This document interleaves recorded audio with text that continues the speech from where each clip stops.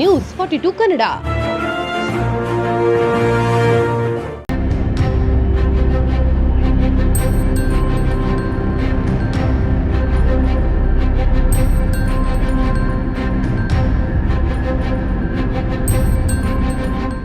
ರಾಮನಗರ ನಗರ ವ್ಯಾಪ್ತಿಯ ಸರ್ಕಾರಿ ಶಾಲಾ ಶಿಕ್ಷಕಿ ಅಮಾನತು ಹಿನ್ನೆಲೆಯಲ್ಲಿ ಕಾಂಗ್ರೆಸ್ ಸರ್ಕಾರದ ವಿರುದ್ಧವೇ ಎಂಎಲ್ಸಿಗಳಾದ ಪುಟ್ಟಣ್ಣ ಹಾಗೂ ರಾಮೋಜಿಗೌಡ ರಾಮನಗರದಲ್ಲಿ ಪ್ರತಿಭಟನೆ ನಡೆಸಿದ್ರು.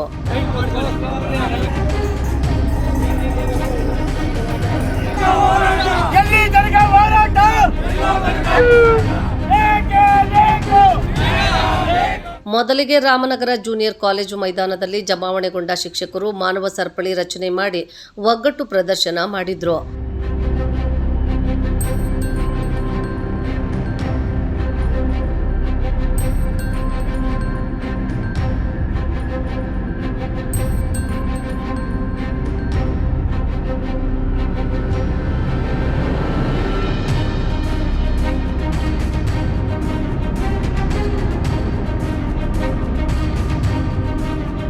ಬಳಿಕ ಜಾಥಾ ಮೂಲಕ ಜಿಲ್ಲಾ ಪಂಚಾಯತ್ ಕಚೇರಿ ಆವರಣ ತಲುಪಿದ್ರು.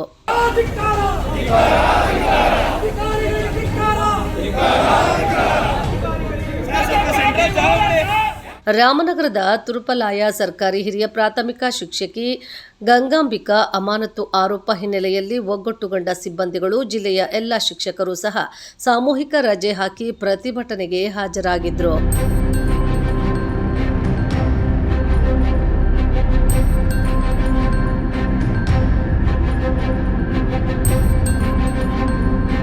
ಶಾಲೆಯಲ್ಲಿ ಮಕ್ಕಳಿಂದ ಸ್ವಚ್ಛತೆ ಮಾಡಿಸಿದ ಆರೋಪ ಅಮಾನತು ಖಂಡಿಸಿ ಪ್ರತಿಭಟನೆ ಮಾಡಿದ ಶಿಕ್ಷಕರ ಸಿಬ್ಬಂದಿಗಳು ರಾಮನಗರ ಜಿಲ್ಲಾ ಪಂಚಾಯತ್ ಸಿಇಒ ಅನ್ಮೋಲ್ ಜೈನ್ ವಿರುದ್ಧ ಆಕ್ರೋಶ ವ್ಯಕ್ತಪಡಿಸಿದರು.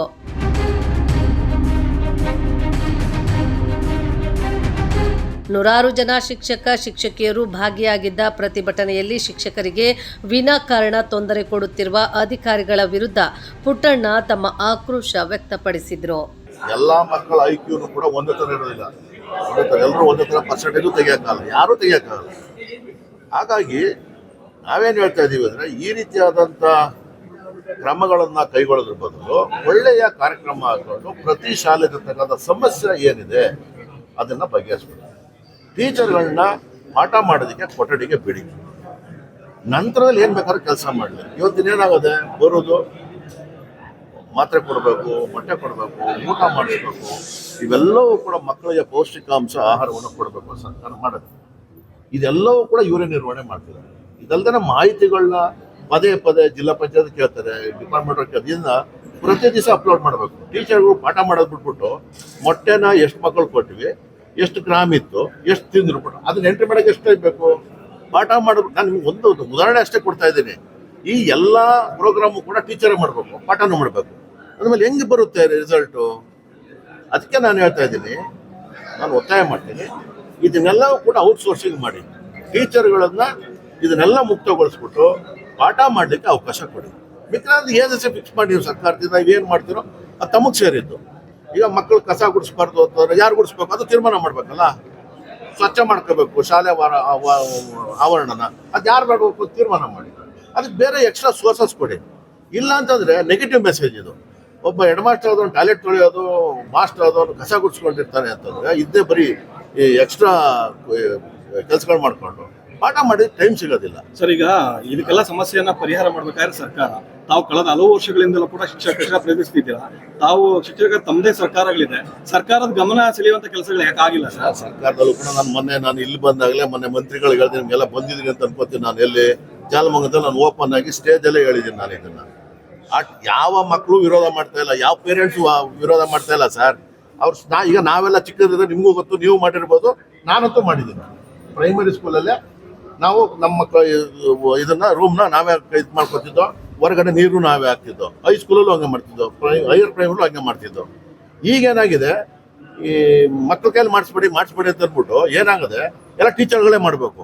ಇಲ್ಲ ಅಂತಾರೆ ಯಾರೋ ಒಂದು ವಿಡಿಯೋ ಮಾಡ್ಬಿಡ್ತಾರೆ, ಆಗದೆ ಇರೋರು ಯಾರೋ ಒಂದು ಫೋಟೋ ಹಾಕ್ಬಿಡ್ತಾರೆ. ಅದು ಹಾಕ್ಬಿಟ್ಟು ಏನಾಗ್ತದೆ, ಟೀಚರ್ಗಳ ತೊಂದರೆ ಆಗ್ತದೆ. ಸೊ ನಿಮಗೆ ಗೊತ್ತು, ಒಂದು 60,000 ಶಾಲೆಗಳಿರ್ಬೇಕು, ಶಾಲೆ ಕಾಲೇಜು 60-70 ಸಾವಿರ ಇದೆ. ಎಲ್ಲಿ ಡಿಗ್ರಿ ಯಾವ ಸರ್ಕಾರ ಕೊಡೋಕ್ಕಾಗುತ್ತೆ? ಪರಿಹಾರ ಏನಿಲ್ಲ. ನಾನು ಹೇಳೋದು, ಟಾಯ್ಲೆಟ್ಸ್ ಅನ್ನ ತೊಳೆಯೋದು ಕ್ಲೀನ್ ಮಾಡೋದು ಬಿಟ್ಟು ಮಿಕ್ಕದೆಲ್ಲ ಮಕ್ಕಳೇ ಮಾಡ್ಕೊಳ್ಳೋ ಥರ ಮಾಡಬೇಕು. Students higher primary higher high school ಅವರೆಲ್ಲ ಇರ್ತಾರೆ, ಅವ್ರು ರೊಟೇಷನ್ ಬೇಸಿಸ್ ಮಾಡ್ಕೋತಾರೆ. ಅದನ್ನ ಮಾಡ್ಸಕ್ಕೆ ಕಾನೂನುಬದ್ಧಗೊಳಿಸ್ಬೇಕು.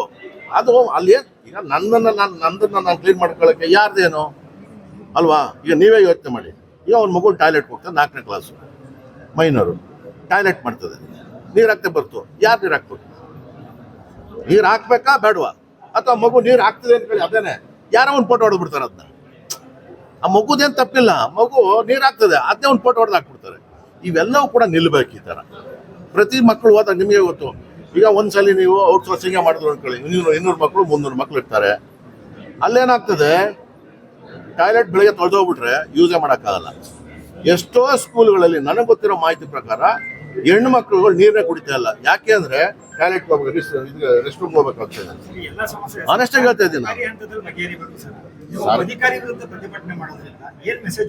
ಏನು ಮೆಸೇಜ್ ಹೋಗಲ್ಲ, ಕರೆಕ್ಟ್ ಮೆಸೇಜ್ ಹೋಗುತ್ತೆ. ಅಧಿಕಾರಿಗಳು ನಮ್ಮನ್ನು ತಿಳಿಯೋದು ಮೇಷ್ಟು ತಿಳಿಯೋದ್ ಬದಲು ಮೇಲ್ಗಡೆ ಮಾಡಿ ಸರ್. ಸರಿ ಸರ್, ಇವ್ರು ಸರ್ಕಾರ ಅಂದ್ರೆ ಯಾರು? ಇವರೇ ತಾನೆ ಇದು ಪರಿಹಾರ ಕಂಡುಹಿಡಿಬೇಕು. ಜಿಲ್ಲೆನಲ್ಲಿ ನಾನು ಅದೇ ನಾನು ಒತ್ತಾಯ ಮಾಡ್ತಾ ಇದ್ದೀನಿ. ಕೇಳಿ ಸರ್, ಒಂದ್ ನಿಮಿಷ ಕೇಳಿ ಸರ್. ನಮ್ದೇ ಸರ್ಕಾರ, ನಾನು ಇಲ್ಲ ಅಂತ ಹೇಳ್ತಾ ಇಲ್ಲ. ನಮ್ದೇ ಮಂತ್ರಿಗಳಿಗೆ ಓಪನ್ ಆಗಿ ಹೇಳಿದ್ದೀನಿ ನಾನು ಹೇಳು ಜಿಲ್ಲೆಯ ಅಧಿಕಾರಿಗಳು ಆದಂಥವ್ರು ಅದನ್ನ ಮಾಡಬೇಕು. ಪರಿಹಾರೋಪಾಯಗಳು ಏನಿರ್ತವೆ ಪರಿಹಾರ ಮಾಡ್ಲಿಕ್ಕೆ ಅದನ್ನ ಕಂಡು ಹಿಡಿದು ಇಂಪ್ಲಿಮೆಂಟ್ ಮಾಡಬೇಕು. ಇವ್ರ ಪ್ರಸ್ತಾವನೆ ಮಾಡ್ಲಿಲ್ವಲ್ಲ ಸರ್?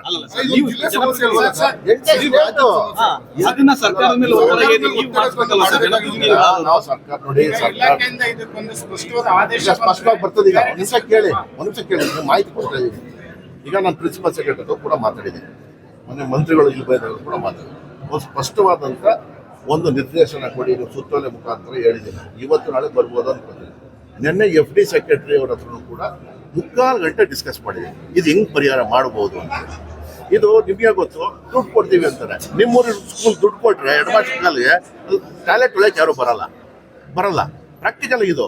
ಅದು ನಾನೇನು ಹೇಳಿದ್ದೀನಿ ಅವ್ರಿಗೆ, ನೀವು ಯಾವ್ದಾದ್ರು ಕೂಡ ಔಟ್ಸೋರ್ಸಿಂಗ್ ಮಾಡಿಸಿ, ಯಾವ್ದಾರು ಕಂಪ್ನಿಗಳಿಗೆ ಈ ಥರ ಒಂದು 50 ಸ್ಕೂಲ್ಗಳು 25 ಸ್ಕೂಲ್ ಕೊಡಿ. ಅವರು ಮಿನಿಮಮ್ ಸ್ಕೇಲನ್ನು ಅವ್ರು ಫಿಕ್ಸ್ ಮಾಡಿ ಅವರು ಕ್ಲೀನ್ ಮಾಡ್ಕೊಂಡು ಹೋಗೋ ಥರ ಮಾಡಿ ಅಂತ ಹೇಳಿದ್ರು. ಅದರ್ವೈಸ್ ಒಂದೊಂದು ನಾವು ದುಡ್ಡು ಕೊಡ್ತೀವಿ 4,000 ಸಾವಿರ ಅಂತಂದ್ರೆ ಎಲ್ಲೂ ಬರಲ್ಲ. ನಿಮಗೆ ಗೊತ್ತು, 4,000 ಯಾರು ಬಂದು ಬರ್ತಾರೆ?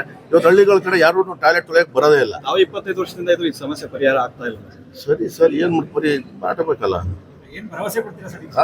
ನಾನು ಶಿಕ್ಷಕರಿಗೆ ರಕ್ಷಣೆ ಕೊಡ್ತಕ್ಕಂಥ ಕೆಲಸ ನಾನು ರಾಮಜೇಗೌಡರು ನಮ್ಮೆಲ್ಲ ಸಂಘಟನೆಗಳು ಕೂಡ ಮಾಡ್ತೀವಿ. ನ್ಯೂಸ್ 42 ಕನ್ನಡ.